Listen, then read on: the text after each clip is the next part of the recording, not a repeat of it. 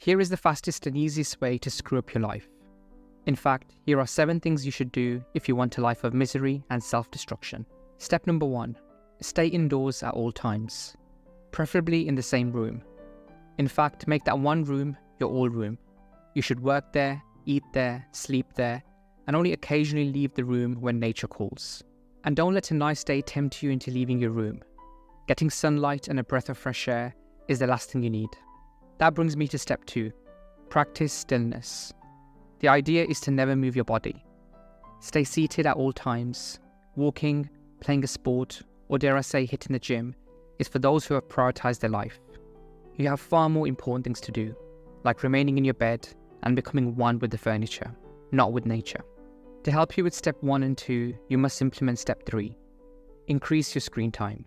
Aim to spend 90 to 100% of your waking hours staring at a screen. Get lost in the infinite scroll of social media. Compare your life to others and become reliant on the short-term gratification. And if you ever happen to leave your room and go to a concert or go on holiday, be sure to view the entire event through your phone. Now that excessive screen time is part of your daily routine, ideally right before bed, you're ready for step 4, irregular sleep patterns. Never sleep and wake up at similar times. This will increase fatigue and tiredness, and that's exactly what you need to keep you indoors and further away from any physical movement.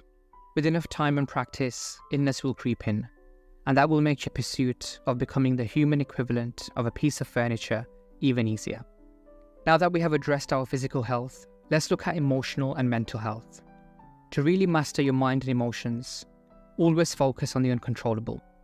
Become angered and triggered by everything outside your control, because taking accountability is far too difficult.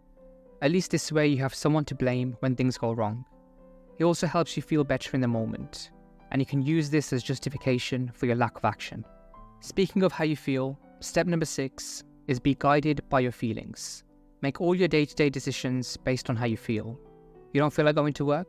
Great, call in sick. You don't feel like going for a walk? Great, watch Netflix instead. Do this every single day for the next 10 years, and you will make significant progress in your life.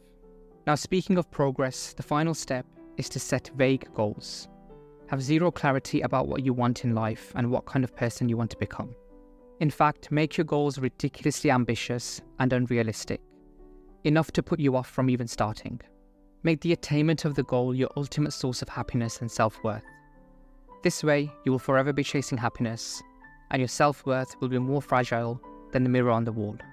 And of course, never focus on the process or implement small positive habits, because the person you become is far less important compared to the ultimate goal. So now you know the 7 steps to screw up your life. Feel free to follow them, or follow this channel instead for more uplifting content.